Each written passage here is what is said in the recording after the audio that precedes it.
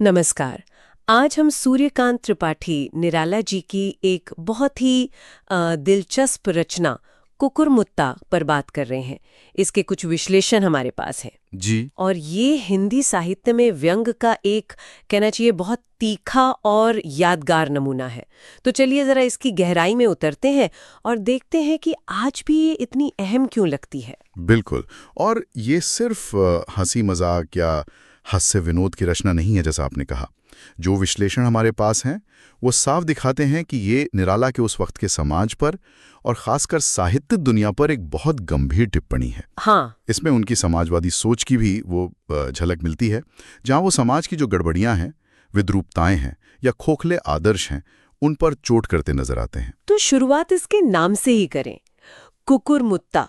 ये टाइटल ही अपने आप में काफी सोचने पर मजबूर करता है। इसका क्या मतलब है यहाँ, क्या प्रतीक है? हाँ, ये बड़ा दिलचस्प है। देखिए, कुकुरमुत्ता मतलब मशरूम है ना, जी। जो बारिश में या नमी वाली जगह पे अक्सर बिना किसी खास जड़ के, बिना मेहनत के एकदम से उगाता है। अचानक से। हाँ, अचानक से। पर उतना ही वो टिकाऊ नहीं होता, क्षणभंगुर होता है। तो जो सामग्री है वो बताती है कि निराला ने इसे उन साहित्यकारों या आलोचकों, बुद्धिजीवियों के प्रतीक के तौर पर देखा जो बिना किसी ठोस योग्यता या मतलब मौलिकता या परिश्रम के बिना सिर्फ दिखावे से या चाटुकारिता से या कह लें सही मौके के सहारे उभर आते हैं। हाँ, उभर आते हैं। तो ये उन पर एक कटाक्ष है जो साहित्य और समाज की असलियत को मतलब खोखला करते हैं। वाओ। तो ये सिर्फ एक पौधा नहीं बल्कि उस पूरे सतहीपन का, उस दिखावे का प्रतीक बन गया। ये तो निराला की नजर की पैनापन दिखाता है ना? बिल्कुल बिल्कुल। लेकिन सिर्फ प्रतीक बना देना तो काफी नहीं होता। हम्म, उसे असरदार कैसे बनाया गया है? हम्म। मतलब इसकी भाषा कैसी है, शैली कैसी है? हाँ, ये भी अहम है। विश्लेषण के मुताबिक भाषा तो आम बोलचाल के काफी करीब है, सरल है, बहती हुई सी है। लेकिन जो व्यंग्य है वो बहुत पैना है, चुभने वाला। मगर अशिष्टी नहीं होता, भद्दा नहीं लगता। अच्छा। और अंदाज जो है वो बातचीत का सा है, जैसे कोई किस्सा सुना रहा हो। हाँ। पाठक को हंसाते हंसाते सोचने पर मजबूर कर देता है। और हाँ, प्रतीकात्मकता तो है ही, जैसा हमने कुकुरमुत्ता के उदाहरण में देखा। और इसमें यह भी बात सामने आती है कि निराला का जो समाजवादी नजरिया है वो इसे और धार देता है। अच्छा, कैसे? मतलब वो मेहनत करने वाले आम आदमी के मुकाबले बिना योग्यता के फलने फूलने वाले इस परजीवी वर्ग की आलोचना करते दिखते हैं। अच्छा, तो ये सिर्फ साहित्यिक दुनिया की ही नहीं बल्कि एक तरह से व्यापक सामाजिक आलोचना भी हो गई। हाँ हाँ, बिल्कुल।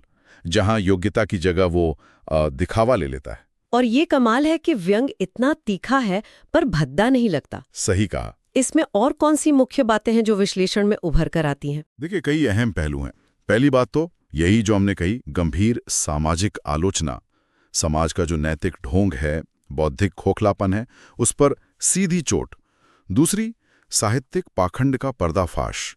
मतलब आलोचकों, संपादकों और जो तथाकथित बड़े लेखक होते हैं उनके आडंबर पर, उनकी गुटबाजी पर मजेदार लेकिन बहुत तीखा व्यंग्य है। और ये सोचते हुए कि निराला खुद उसी साहित्यिक दुनिया का एक बड़ा नाम थे, एक अहम हिस्सा थे, क्या इसमें कहीं आत्म आलोचना जैसा भी कुछ है?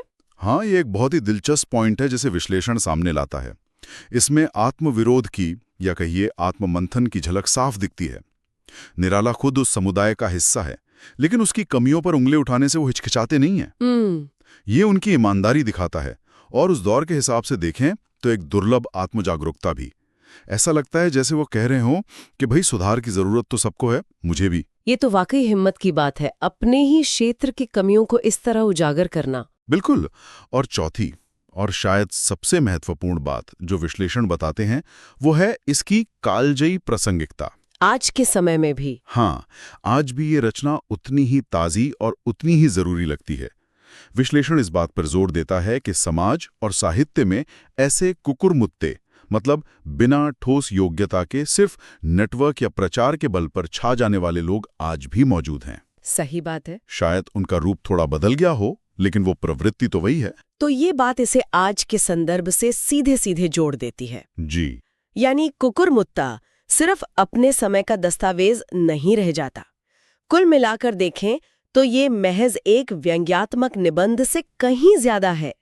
ये तो एक तरह का सामाजिक साहित्यिक आईना है, हाँ, जो हमें साहित्य और समाज की सच्ची कसौटियों को बार बार याद दिलाता रहता है। ये निराला के उस विद्रोही तेवर और उनकी गहरी सामाजिक चेतना का एक जीता जागता सबूत है। आपने बिल्कुल सही समझा, बहुत अच्छे से इसको रखा।